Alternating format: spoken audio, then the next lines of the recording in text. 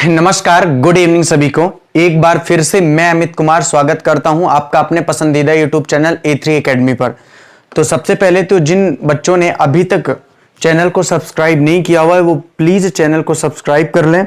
और अभी जैसे कि मैंने आपको बताया था कि लगातार 10 दिन तक हमारी जो क्लासेस चलेंगी तो वो आप पब्लिक में वीडियो को शेयर भी कर सकते हैं और वो वीडियो पब्लिक में हो भी जाएगी, क्योंकि यहां से खुद ही वीडियो को पब्लिक किया जाएगा। उसके बाद क्लासेस प्राइवेट चलेंगी, केवल उसी को मिलेगी जो हमारे बैच को लेगा, ठीक है।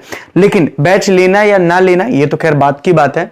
मैं आपसे एक बात जरूर कहना चाहूंगा कि जो नए बच्चे हैं जिन्होंने अभी तक बिल्कुल भी कंपटीशन की लाइन पे कदम भी नहीं रखा है, निश्चिंत रहो। बहुत अच्छा है कि आपने अभी तक नई चीजें नहीं पढ़ी हुई हैं, ठीक है, क्योंकि यहां से ऐसा होता है ना, पहली बार जो पैटर्न आप पढ़ते हो वो पैटर्न आपको लॉन्ग टाइम तक याद रहता है। और पहली बार ही अगर आपने शॉर्ट टर्म से चीजों को स्टार्ट किया हुआ है, कम समय में आंसर सॉल्व कर पा रहे हो, तो वो हमेशा आपके माइंड में सेटअप रहेगा। और अगर आपने एक्स वाई जेड मान करके कोई सोल्यूशन सॉल्व कर रहे हो, बाद में कितना भी शॉर्टकट से आप चीजों को पढ़ोगे वो आपसे सॉल्व नहीं हो पाएगा।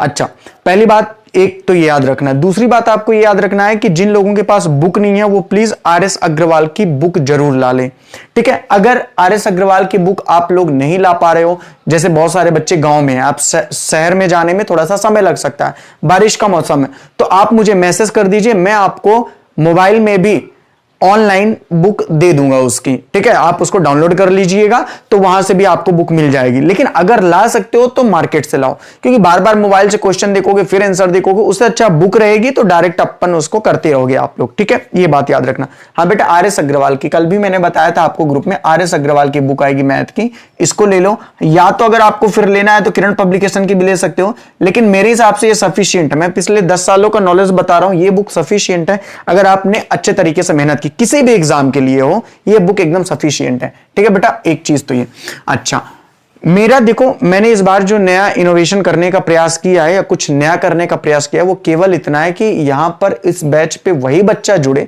जो बच्चे को वास्तव में मेहनत करनी हो। अभी देखो बहुत सारे भीड़ में अभी बच्चे जुड़े होंगे, 2-4-10 दिन वो पढ़ेंगे, उसके बाद उनका अपना व्हाट्सएप फेसबुक, क्योंकि लगातार कंटिन्यू काम करना कठिन काम है, ठीक है। अगर ऐसा ही हो जाए तो फिर सारे बच्चे पढ़ ही डाले, है ना। आपने इंटरव्यू में सुना होगा कि लगातार 1 साल 1.5 साल तैयारी करके बच्चे ने UPSC निकाल लिया। आपने ये भी सुना होगा कि कोई व्यक्ति 8 साल से लगा हुआ UPSC नहीं निकाल पा रहा। आपने ये भी सुना हुआ है कि एग्जाम से 6 महीने पहले अच्छी प्रिपरेशन करके उसने SSC CHSL या SSC GD या आर्मी पुलिस या SI सब निकाल लिया। आपने ये भी सुना होगा कि 6 साल से एक बच्चा लगा हुआ वो पुलिस का जॉब नहीं निकाल पा रहा।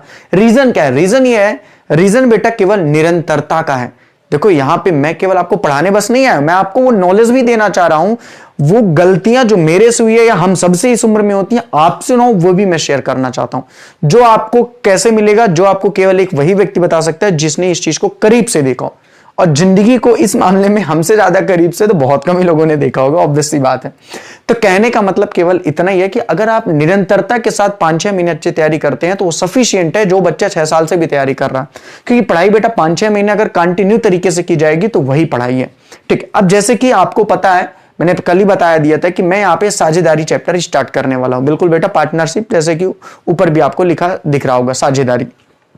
अब देखो ये जो पार्टनरशिप चैप्टर है, ठीक है, पहली बात तो ये कि 2 से 3 दिन 4 दिन ये चैप्टर चलेगा। ये चैप्टर जैसे ही खत्म हो जाए, 2-3 दिन जो भी चलेगा, ये चैप्टर जैसे ही खत्म होगा, बीच में कोई कुछ नहीं बोलेगा कि सर मैंने RS अग्रवाल की बुक से लगाया पार्टनरशिप, उसमें चैप्टर होगा पार्टनरशिप का, सारे चैप्टर वहीं से भी कराए जा रहे हैं या जिस सिलेबस है वहां से भी कराए जा रहे हैं, तो उसमें भी है वो चैप्टर। आपको जैसे ही मेरा साझेदारी का चैप्टर खत्म होगा, आप RS अग्रवाल की बुक उठाइएगा, उसके सारे क्वेश्चन लगा डालिएगा। बेटा मैं गारंटी के साथ कह रहा हूं कि आपसे सारे क्वेश्चन बनेंगे। कुछ अगर नहीं बन रहे हैं तो फिर एक दिन उसका समय जरूर दिया जाएगा। ये विशेषता है इस बार बैच की कि 3 दिन तक तो मेरी क्लास रहेगी, 4 दिन तक या 2 दिन तक जो जैसे चैप्टर है उस टाइप के। उसके बाद आप उस बुक से लगाओगे, उस बुक से जो जो क्वेश्चन आपसे नहीं बनेगा उसकी फोटो खींचकर आप हमें भेजोगे। उसको यहां पर पूरा एक दिन जितने भी क्वेश्चन आपसे नहीं बनेंगे, हो सकता है कुछ बच्चे ऐसे जिनसे कुछ क्वेश्चन ना बने, वो मुझे फोटो भेजेंगे, उनको यहां पे कराया जाएगा, ठीक है। ओके चलो, अब आपके मन में बहुत सारे बच्चों के क्वेश्चन होंगे, सर जो चैप्टर आप ये ले रही है कहां कहां पर आएगा। बेटा एक बात ध्यान से सुन लो, जो भी चैप्टर कराया जा रहे हैं मैंने पहले ही बता दिया कि सभी एग्जामों में आएगा। और साझेदारी की पर्सनल बात की जाए तो चाहे वो पुलिस का एग्जाम हो, चाहे वो MPSI का एग्जाम हो, चाहे वो पटवारी का एग्जाम हो, चाहे वो आंगनबाड़ी का एग्जाम हो, चाहे SSC GD का एग्जाम हो, चाहे वो बैंक IBPS या बैंक क्लर्क में किसी का, SBI पोस्ट क्लर्क किसी का भी एग्जाम हो, SSC GD का हो, SSC CHSL का हो, SSC CGL का हो या आर्मी का हो, मतलब मतलब मैंने बोल दिया ना कि हर एक एग्जाम में यहां से एक क्वेश्चन 2 क्वेश्चन जरूर आएगा, ठीक है। बहुत आराम से पढ़िएगा। चलिए, तो वीडियो को अगर आपने अभी तक शेयर नहीं किया तो वीडियो को शेयर कर दीजिए। जिन बच्चों ने अभी तक चैनल को सब्सक्राइब नहीं किया वो प्लीज चैनल को सब्सक्राइब जरूर कर ले। और याद रखना, हारना नहीं है, ठीक है, हारना नहीं है बेटा, क्योंकि जीवन में अगर आप हार गए तो आप फिर कुछ नहीं कर पाओगे, ठीक ना, कुछ नहीं कर पाओगे। तो इस बात का जरूर आप लोग ध्यान रखिएगा, ठीक ना। तो हौसलों के तर्कस में कोशिश का वो तीर जिंदा रखना, हार जाओ जिंदगी में मगर जीतने की उम्मीद जिंदा रखना। बिल्कुल बेटा, हौसलों के तर्कस में कोशिश का वो तीर जिंदा रखना, हार जाओ जिंदगी में लेकिन जीतने की उम्मीद जिंदा रखना। और हमें वो उम्मीद ना सिर्फ जिंदा रखना है वरन पूरा भी करना है। अपने पड़ोसियों को बिल्कुल बताना है कि हम निश्चित रूप से सफल हो जाएंगे, ठीक है, क्योंकि वो हमेशा ताक झांक करते रहते हैं ना कि आपका बच्चा क्या बन पाएगा क्या नहीं बन पाएगा। तो अपनी माँ को कह देना कि माँ तो सपने बड़े देखना, पूरा करके ये तेरा लाल दिखाएगा। और बिल्कुल ईमानदारी से मेहनत करिए। देखिए, मेहनत का कोई शॉर्टकट नहीं है, ठीक है। आपका ऐसा होता है 18 से 26-27 साल के बीच का ये जो टर्म होता है एज का, ये एक घर की नींव डालने का होता है बेटा। अगर ये नींव आपने अच्छे से नहीं डाली ना तो फिर आपका घर बनने वाला है नहीं।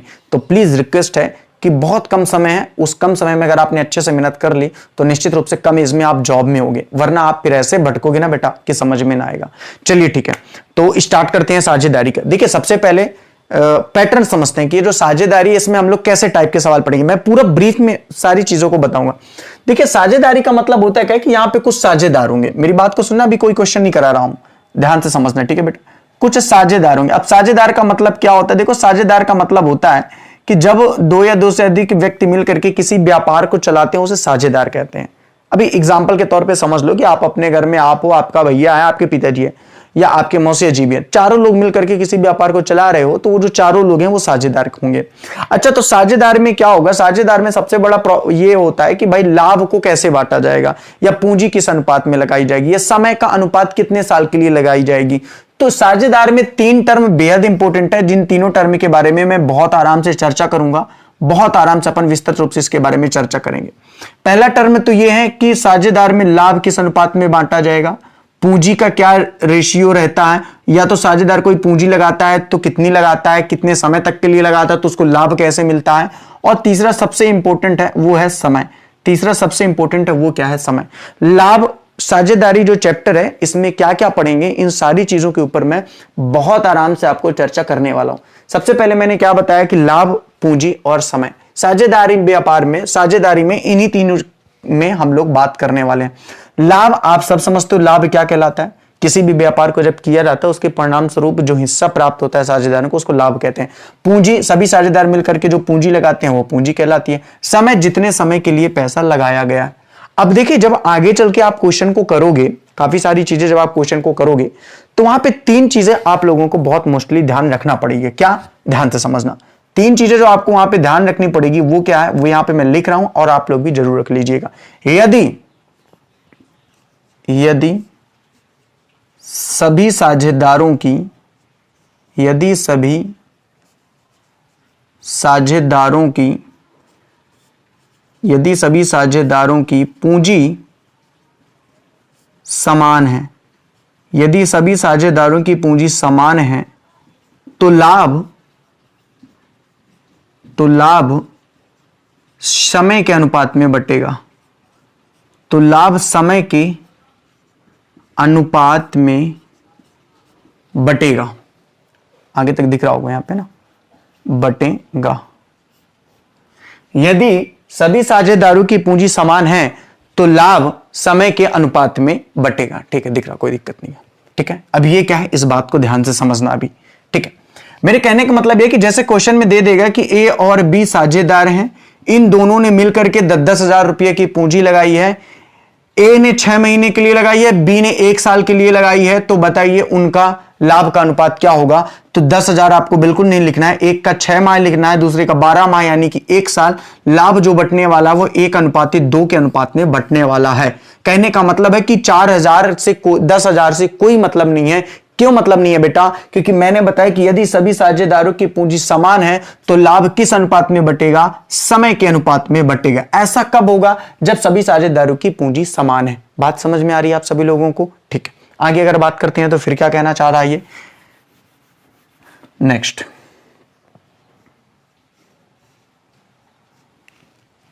यदि सभी साझेदारों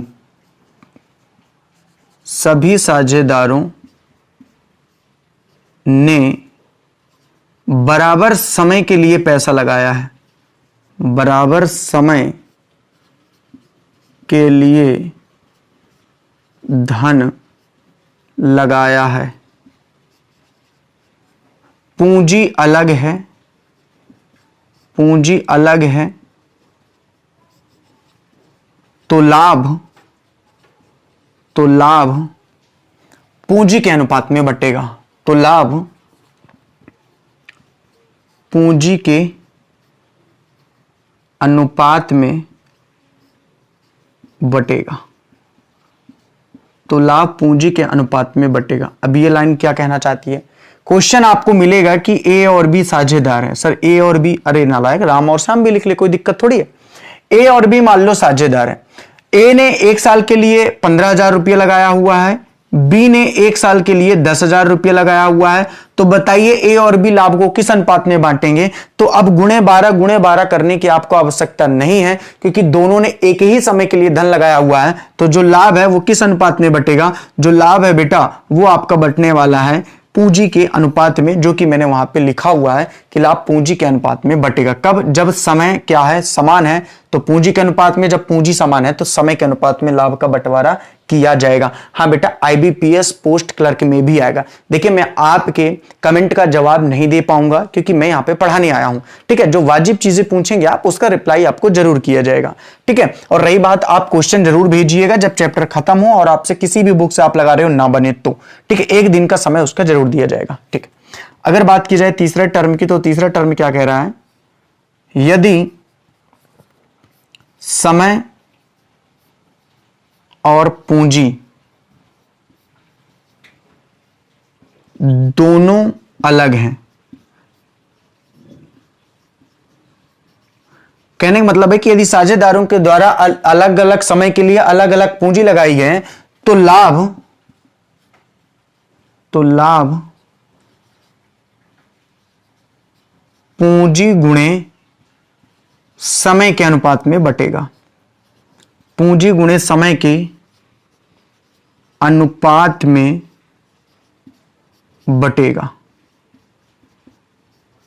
पूंजी गुणे समय के अनुपात में बटेगा, पूंजी गुणे समय के अनुपात में बटेगा, ठीक है बेटा। कैसे है, जैसे मान लो ए और बी ने एक साझेदारी फर्म स्टार्ट किया, साझेदार स्टार्ट करते हैं, जिसमें ए 5,000 रुपया 4 महीने के लिए, बी 6,000 रुपया 7 महीने के लिए लगाता है। तो बताइए उनके लाभ हानि का अनुपात क्या होगा। यहां पे दोनों साझेदारों ने पूंजी भी अलग लगाई है, दोनों के द्वारा लगाया गया समय भी अलग है, इसलिए जो लाभ होगा वो पूंजी गुणे समय के अनुपात में बटेगा। 3 0 से 3 0 आप यहां पे काट सकते हैं, और कुछ कटने वाला है, 2 दूनी 4, 3 दूनी 6, तो 3 सते 21 और 5 दूनी 10, 10 अनुपाते 21 के अनुपात में लाभ हानि का बंटवारा किया जाएगा। ये तीनों बातें यहां तक क्लियर हैं, इसमें किसी को कोई दिक्कत नहीं होनी चाहिए। क्लियर है ये बात, बहुत ही सिंपल सा है। देखो अगर आप कंपटीशन में आए हो और ये छोटी छोटी चीजें अगर आपको मैं समझा रहा हूं नहीं समझ में आ रही हैं, क्योंकि बड़ी बेसिक सी चीजें हैं ये, ठीक है। चलो ठीक है, अब अगर आगे बात करते हैं तो यहां पे बेटा एक चीज और याद रखना जो इंपॉर्टेंट है। कभी कभी क्या होगा क्वेश्चन पे, चूंकि सारी कहानी इन्हीं में घूमेगी, लाभ, पूंजी और समय। अभी क्या होगा कि एक चीज जो सबसे इंपॉर्टेंट है नोट करने लायक, वो क्या होगा कि आपको क्वेश्चन में क्या कर देगा घुमाने के लिए, कि पूंजी और समय दे देगा, लाभ पूछ लेगा। तो मैंने आपको तो बता दिया कि यदि लाभ निकालना है तो आपको करना क्या पड़ेगा, अगर अलग अलग पूंजी है, अलग अलग समय है, तो पूंजी गुणे समय कर दो, तो क्या निकल आएगा, लाभ निकल आएगा, ठीक है। अगर मान लो यहीं पे क्वेश्चन में पूछ लेता है कि पूंजी का अनुपात क्या है, जरूरी नहीं है कि लाभ का अनुपात पूछे, पूंजी का अनुपात भी पूछ लेगा, तो फिर क्या होगा बेटा, तो याद रखना फिर क्या हो जाएगा, लाभ बटे समय हो जाएगा। फिर क्या हो जाएगा बेटा, लाभ बटे समय हो जाएगा। वैसे ऐसा कुछ देखने की जरूरत नहीं है कि ये मैंने क्या किया, भाई पूंजी इक्वल टू देखना है तो समय को बटे में ला देना है।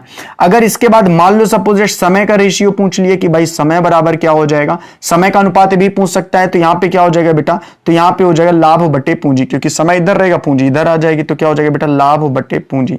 क्या आ जाएगा, लाभ बटे पूंजी, लाभ बटे पूंजी। तो क्वेश्चन में या तो लाभ का अनुपात पूछ सकता है, या तो पूंजी का अनुपात पूछ सकता है, या तो समय का अनुपात पूछ सकता है, या तो पाने वाला लाभ कि ए को कितना लाभ प्राप्त होगा, या ए ने कितनी पूंजी लगाई है, या बी ने कितने समय तक धन लगाया है, या बी का धन कितने समय बाद आया है, या कितने समय बाद व्यापार में वो शामिल हुआ है।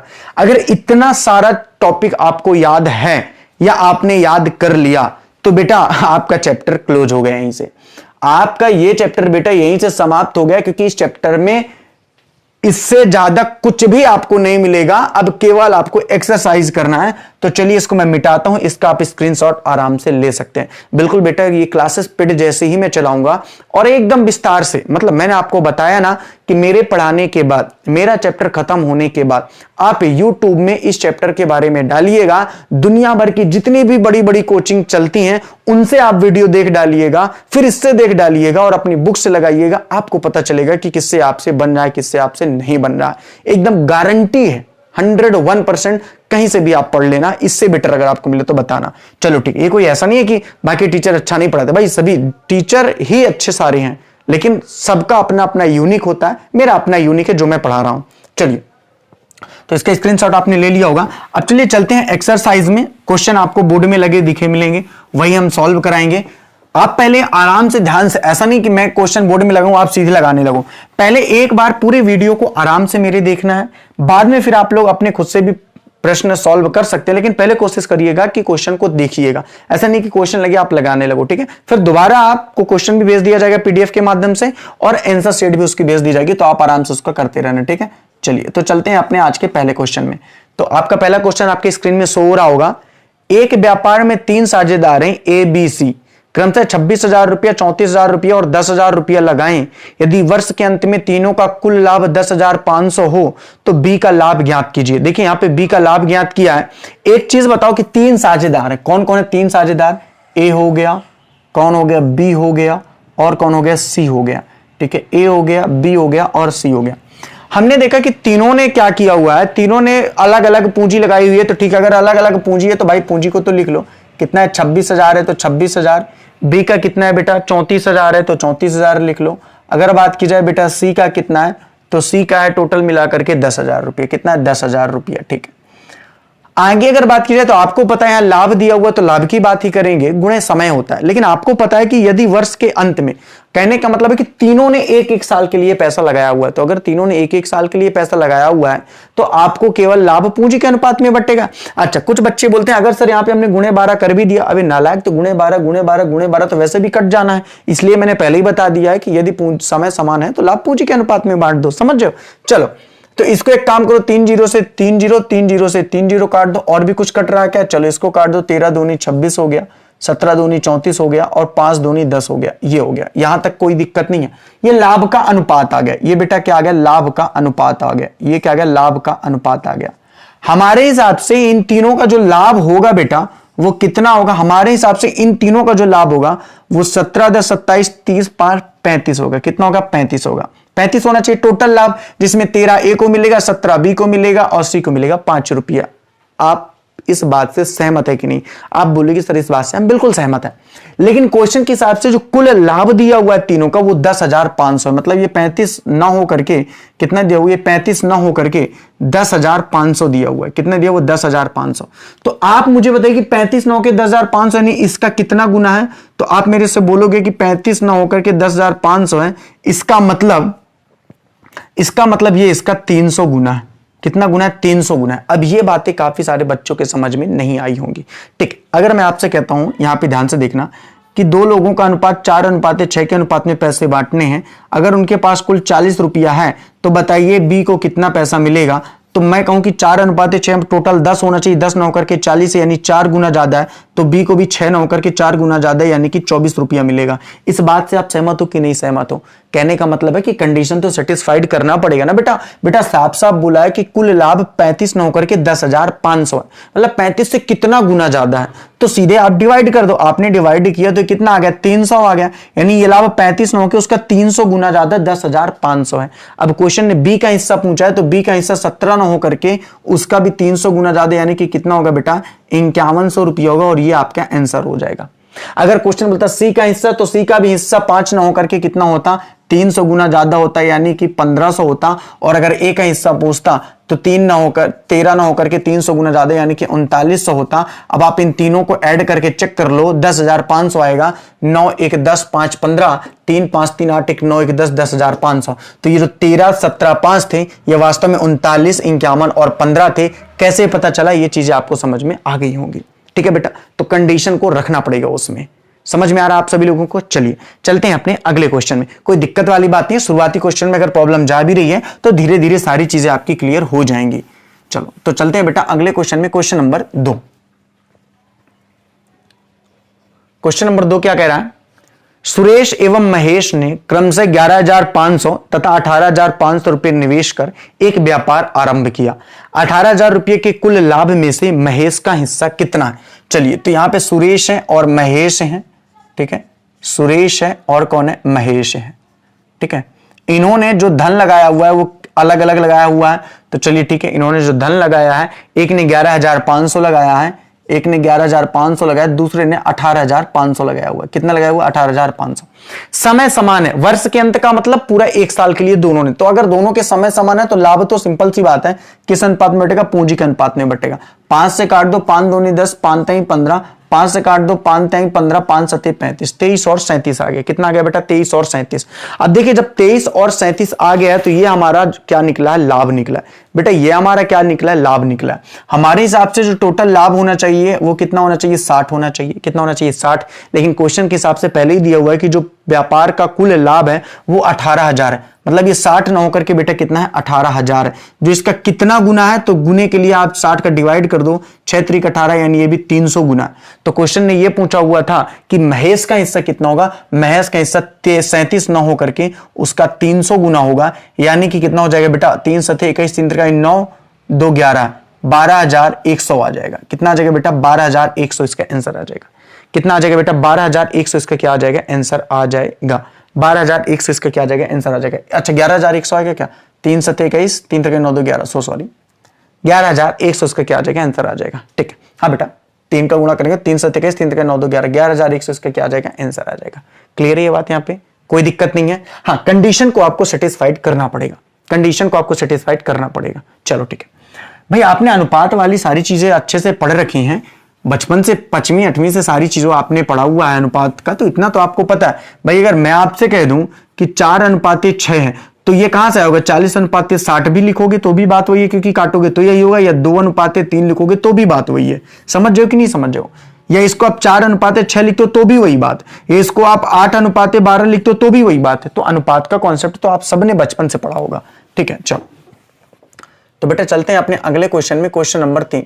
क्वेश्चन नंबर 3 क्या कहना चाहता है बेटा? क्वेश्चन नंबर 3 ये कहना चाहता है कि ए और बी की पूंजी का अनुपात, ए और बी की पूंजी का अनुपात किसी व्यापार में 5:4 है। ए और बी की पूंजी का अनुपात किसी व्यापार में 5:4 है।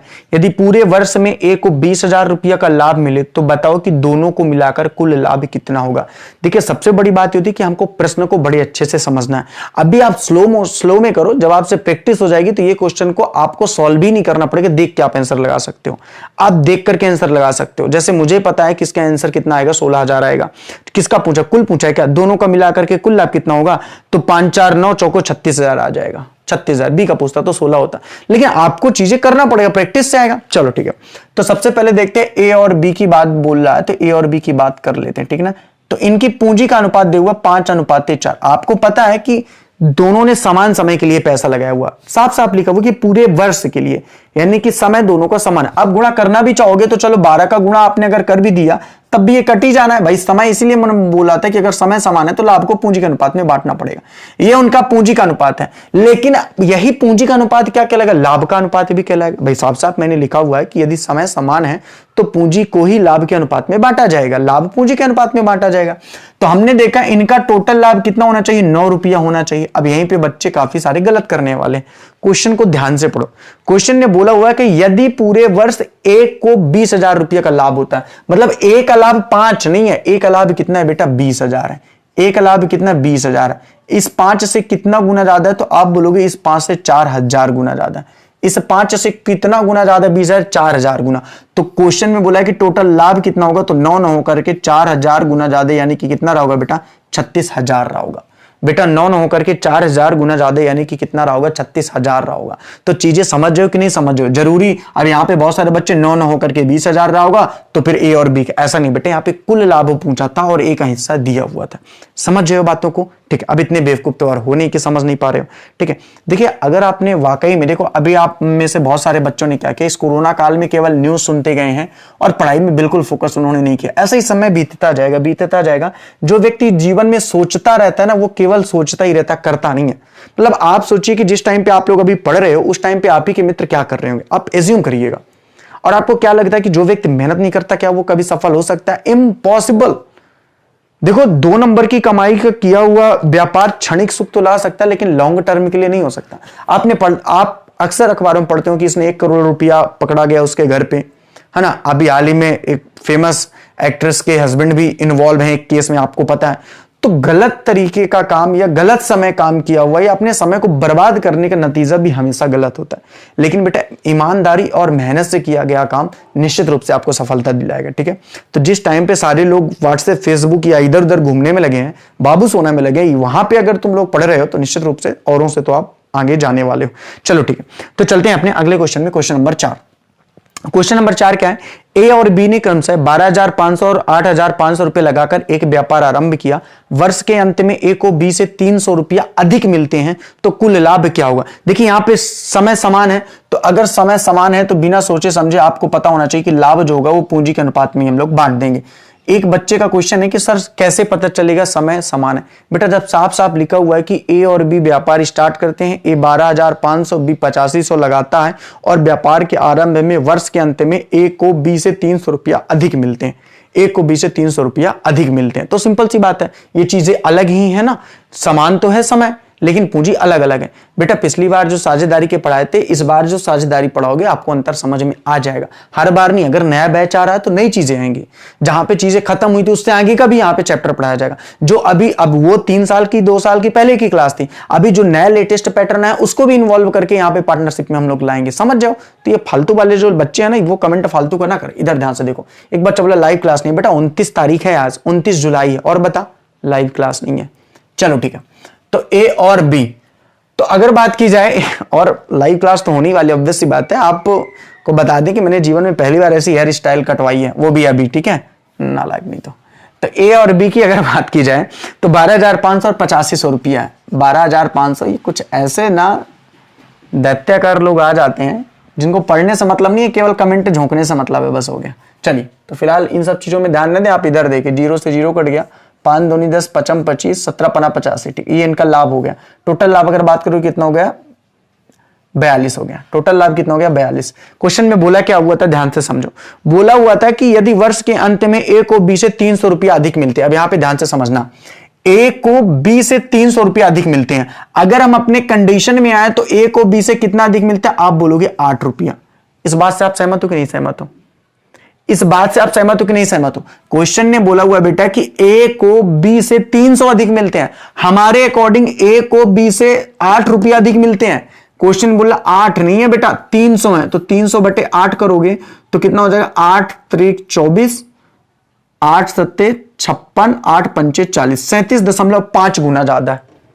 या आप 300 बटे 8 भी कर सकते थे, उससे कोई दिक्कत वाली बात नहीं थी। फिर से समझो, नहीं समझ आ रहा। देखो, मैंने बोला कि अभी ये टोटल लाभ बाद में देख लेंगे। मैंने बोला कि ए को बी से 300 रुपया अधिक मिलते हैं, क्वेश्चन में लिखा हुआ।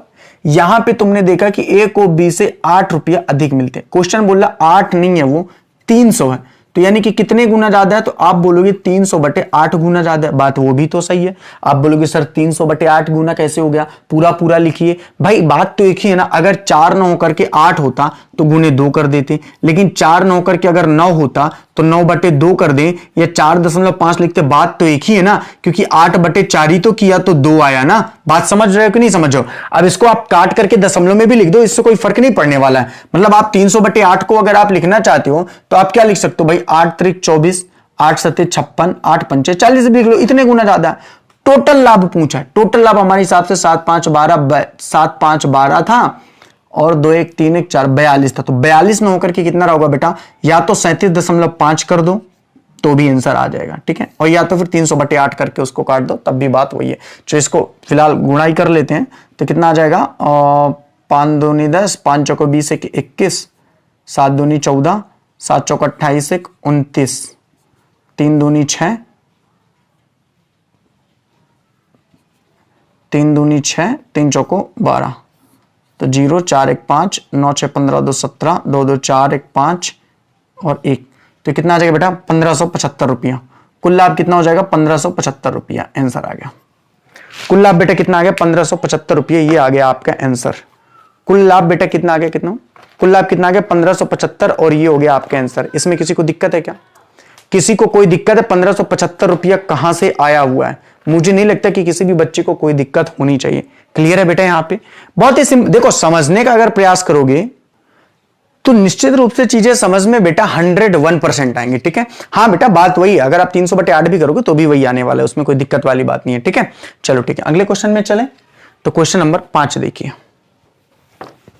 क्वेश्चन नंबर 5 पे आते हैं। अब थोड़ा सा स्पीड पकड़ सकते हैं क्योंकि चीजें आपको समझ में आ गई होंगी। क्वेश्चन नंबर 5 कहते हैं कि ए और बी ने साझे में एक व्यापार इस प्रकार से किया कि ए की पूंजी 3 वर्ष के लिए, बी की पूंजी 5 वर्ष के लिए निवेशित की गई। यदि दोनों ने समान पूंजी लगाई हो तो 1,60,000 रुपये के लाभ में बी का हिस्सा कितना होगा।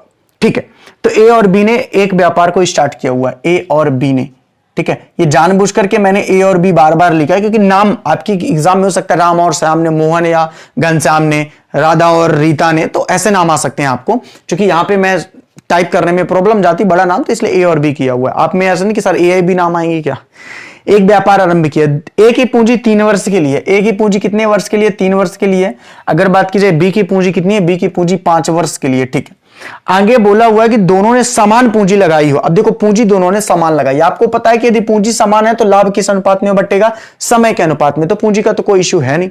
आगे बोला हुआ है तो 1,60,000 रुपया के लाभ में, कुल लाभ हमारे हिसाब से 8 रुपया है, क्वेश्चन के हिसाब से कुल लाभ 1,60,000 रुपया, हमारे हिसाब से कुल लाभ 8 रुपया, भाई 5 3 8, क्वेश्चन हिसाब से 1,60,000 है, जो कितने गुना है, तो 8 दूनी 16, 1 2 3 4, 2,000 गुना है। इस 1,60,000 8 ना होकर के कितना है, उसका 2,000 गुना है, तो क्वेश्चन मतलब बी का हिस्सा कितना होगा, तो बेटा बी का हिस्सा 5 ना होकर के 2,000 गुना ज्यादा, यानी कि कितना हो जाएगा, 10,000 रुपया हो जाएगा।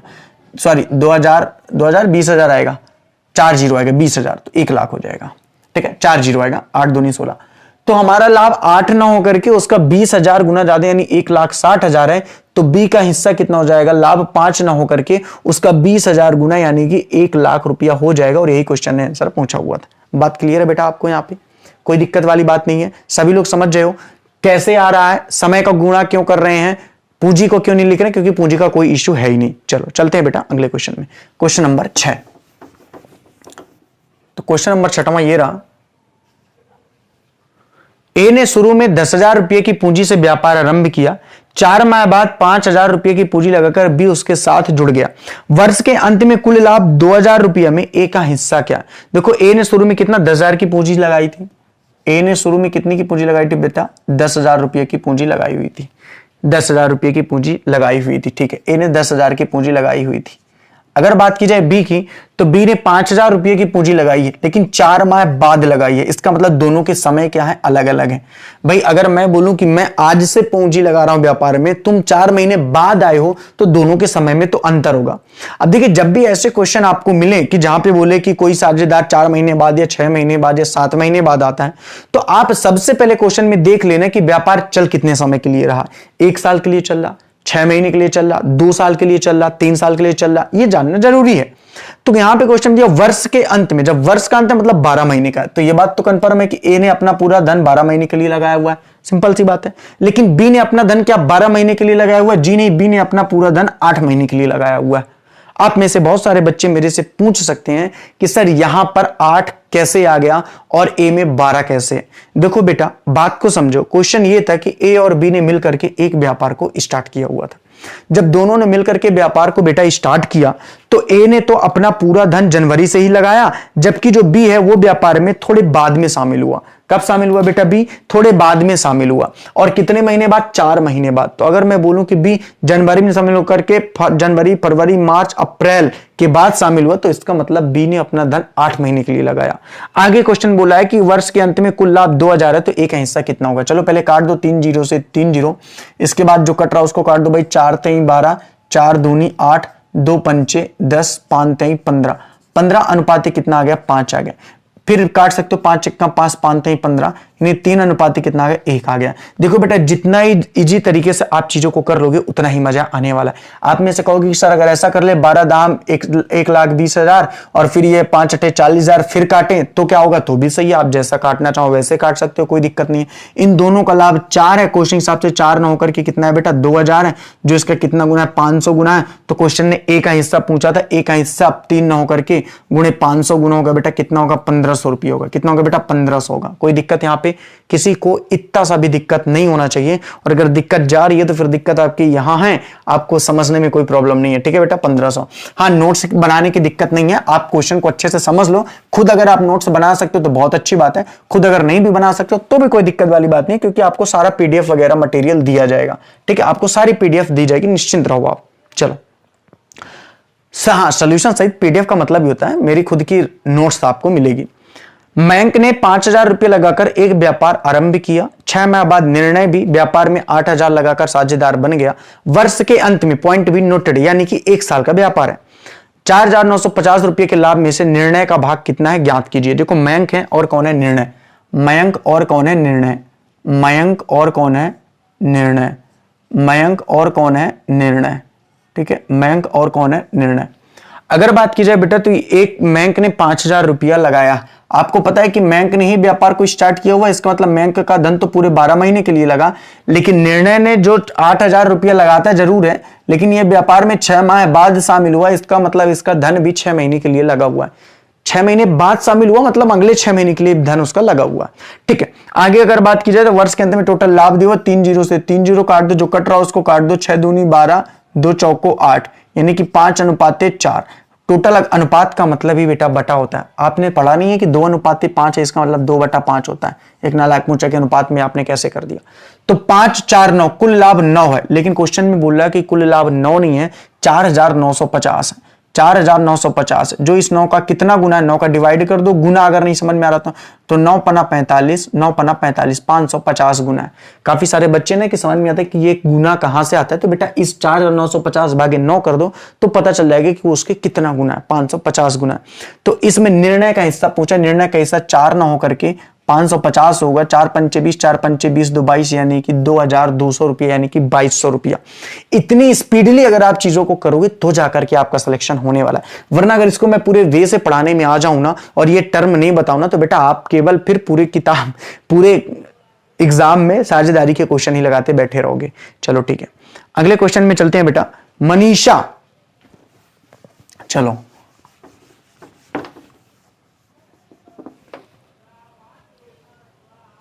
तो बात हो रही है, मनीषा जी ने 9,000 रुपए लगाकर व्यापार आरंभ किया।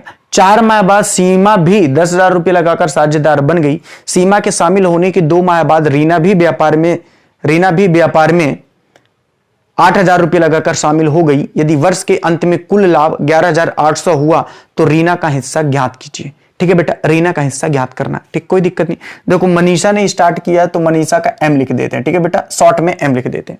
आगे बात की जाए तो फिर कौन आया है? सीमा आई है। कौन आया है? सीमा आई है। आगे बात करो फिर क्या बोला वो कि मनीषा ने 9,000 रुपये लगाकर व्यापार आरंभ किया। मनीषा ने कितना लगाया हुआ? 9,000 रुपये लगाकर के व्यापार आरंभ किया हुआ है। सीमा की अगर बात की जाए तो सीमा ने 10,000 रुपये लगाकर के व्यापार आरंभ किया हुआ है। आगे अगर बात की जाए तो 10,000 रुपये लगाकर साझेदार बन गई है। सीमा के शामिल होने के 2 माह बाद रीना भी व्यापार में शामिल हो गई। चलो एक और आ गई, रीना भी आ गई है। और रीना की अगर बात की जाए तो रीना ने कितना पैसा लगाया हुआ? 8,000 रुपया। रीना ने 8,000 रुपये। हाँ बेटा 2 से 3 4 7,000 कुछ भी हो सकते, कोई दिक्कत नहीं है।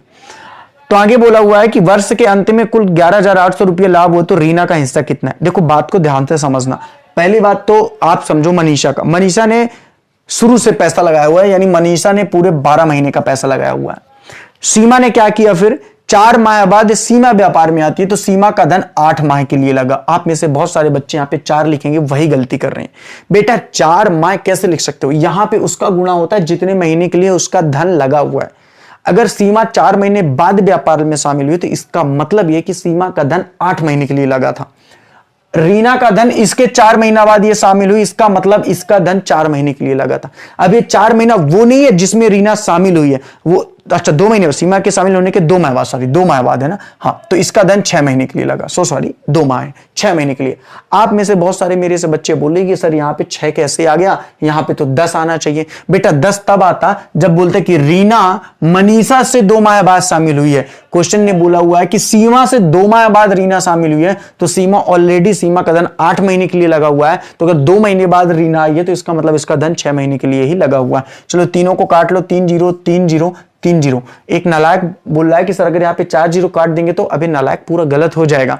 मैंने बोला कि उतना ही काटना है जितने बराबर होंगे, इससे 3 काट रहा हो तो यहां से भी बराबर, अगर आप इसको 3 से काट रहे हो तो ये भी 3 से कटना चाहिए। ऐसा नहीं कि 3 त्रिकाई 9 3 दूनी चाहिए, ये भी कटना चाहिए। रेशियो का मतलब तो समझ में आ रहा है ना आपको, इतना तो पड़ा हुआ है। चलो 4 से लेकिन कट जाएगा, देखो 4 3 12, 4 दूनी 8 और 4 दूनी 8। अभी कुछ नहीं कट रहा, तो 9 त्रिक 27 कर दो इसको, 10 दूना 20 कर दो इसको, 6 दूनी 12 कर दो, ठीक है, टोटल कर दो, अभी वो नहीं कटेगा किसी से भी। तो ये अगर बात करेंगे तो 7 2 9 हो जाएगा, 2 2 4 1 5 59 आ जाएगा। हमारा टोटल लाभ हुआ 59, लेकिन क्वेश्चन में बोला टोटल लाभ 59 ना होकर के 11,800 है, जो इसका कितना गुना है बेटा, 200 गुना है। 59 दूनी 118 होता है मेरे हिसाब से, और 200 गुना हो गया। क्वेश्चन ने बोला था रीना का हिस्सा कितना, तो रीना का हिस्सा 12 ना होकर के 200 गुना ज्यादा, यानी कि कितना है बेटा, 2400 है। सर यहीं पे अगर सीमा का पूछ लेता तो 20 ना होकर के 200 गुना ज्यादा, यानी कि कितना होता है, 4000 होता। सर यहीं पे अगर मनीषा का पूछ लेता तो 27 ना होकर के 200 गुना ज्यादा, यानी कि 2 7 14 2 4 1 5400 होता। अब इन तीनों को जोड़ लो, टोटल मिलाकर के बेटा आपका 11,800 होगा। 5 4 9 2 11, 4 4 8, 11,800 रुपया। क्लियर है बेटा ये बात? यहां तक किसी को रत्ती भर की दिक्कत नहीं होना चाहिए, जहां तक मैं समझ पा रहा हूं। ठीक है बेटा, चलो ठीक है। तो क्वेश्चन तो थोड़ा सा ज्यादा करने की विचारधारा थी आज, लेकिन आज के लिए फिलहाल इतना ही काफी है। बाकी बातें, मुलाकातें हमारी आपसे कल होंगी। मैं नहीं चाहता हूं कि क्लास को थोड़ा लंबा भी खींचा जाए, उतना आराम से चीजों को करेंगे, निश्चित रूप से बहुत मजा आएगा। आज की क्लास कैसी लगी आपको कमेंट सेक्शन में जरूर करिएगा। काफी सारे बच्चे वीडियो को देखते भी हैं, वीडियो को लाइक करने में पता नहीं उनकी क्या जाती है, और पता नहीं कमेंट करने में भी क्या जाता है। अगर इतना समय निकाल करके हम लोग यहाँ पे आकर के हमारी पूरी टीम लगी हुई है, क्वेश्चन लगा रही है, सब कुछ हो रहा है, तो एक लाइक ही तो मांगते हैं। अगर वीडियो पसंद है, नहीं वीडियो पसंद आता डिसलाइक करिए। जो मेरे बच्चे हैं मतलब कि बैच में जुड़े हैं, उनको भी वीडियो पसंद नहीं है, डिसलाइक करिए, कोई दिक्कत नहीं है। लेकिन एक आखिरी बात मैं बोल करके आज की क्लास समाप्त कर रहा हूं, कल फिर हम लोग मिलेंगे। बेटा आप एक बार मेरे से पूरी मैथ पढ़ लो, मैं गारंटी के साथ कह रहा हूं कि जीवन में कोई भी एग्जाम देने जाओगे, 1 नंबर का आपसे ऐसा नहीं होगा कि ना बने आपसे। ठीक है बेटा, थोड़ा सा अपना लेवल बढ़ाओ, बहुत मजा आएगा आपको पढ़ने में। हमसे जुड़ने के लिए आप सभी लोगों का तहे दिल से शुक्रिया। और वैसे भी जब भी हम कोई नया बैच लाते हैं तो आप सभी लोगों का अपार स्नेह मिलता है, इसके लिए आप सभी लोगों का तहे दिल से शुक्रिया। लेकिन अगर मुझे आप अपने घर का एक मेंबर मानते हो, मैं आपको अपना एक घर का सदस्य मानता हूं, तो आपसे इतना ही निवेदन करूंगा कि मिल करके मेहनत करो, बहुत मजा आएगा। बुक जरूर ले लीजिए। बुक की अगर समस्या है, बुक नहीं ले पा रहे हैं आप लोग, तो आप मेरे से मैसेज कीजिएगा, तो मैं आपको बुक ऑनलाइन भी दे दूंगा। और आपके पास अगर व्यवस्था है तो जाकर के मार्केट से जरूर लाना, लेकिन अभी मत लगाना इसको, ठीक है? मेरे चैप्टर खत्म करने के बाद आप उसी चैप्टर को लगाना जिस चैप्टर को मैं पढ़ा दूंगा। एक दिन में सारी चीज पढ़ने के चक्कर में मत। अभी कल किसी दिन मेरे पास फोन आया, बोला कि सर मुझे 2 महीने के अंदर मैथ रीजनिंग आप पढ़वा दीजिए, जितना पैसा लेना ले लीजिए। बेटा 2 महीने में तेरा क्या लगता है कि मैथ रीजनिंग पढ़ के तेरा सिलेक्शन हो जाने वाला है क्या?